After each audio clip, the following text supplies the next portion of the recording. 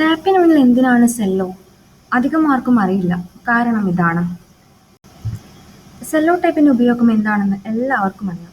എന്നാൽ ഈ പേര് എങ്ങനെയാണ് വന്നതെന്ന് ചിന്തിച്ചിട്ടുണ്ടോ? യഥാർത്ഥത്തിൽ സെല്ലോ ടേപ്പ് എന്ന പദം സെല്ലോഫെയ്ൻ എന്നതിൽ നിന്നാണ് ഉരുത്തിരിഞ്ഞു വന്നത്. ട്രാൻസ്പെറന്റ് ആയ പശ ടാപ്പുകളിൽ ഉപയോഗിക്കുന്ന അടിസ്ഥാന വസ്തുവാണിത്. പോളിപ്രൊഫൈലിൻ പോലുള്ള മറ്റ് വസ്തുക്കളിൽ നിന്നാണ് സെല്ലോ ടാപ്പുകൾ നിർമ്മിച്ചിരിക്കുന്നതെങ്കിലും സുതാര്യമായ പശ ടാപ്പുകളുടെ പദമായി ജനപ്രിയമായിട്ട് മാറിക്കഴിഞ്ഞു. ഇതിനു പുറമെ വർഷങ്ങളായി സുതാര്യമായ ടാപ്പും മറ്റും നിർമ്മിക്കുന്ന സെല്ലോ ടാപ്പ് എന്നൊരു കമ്പനി ഉണ്ടായിരുന്നു.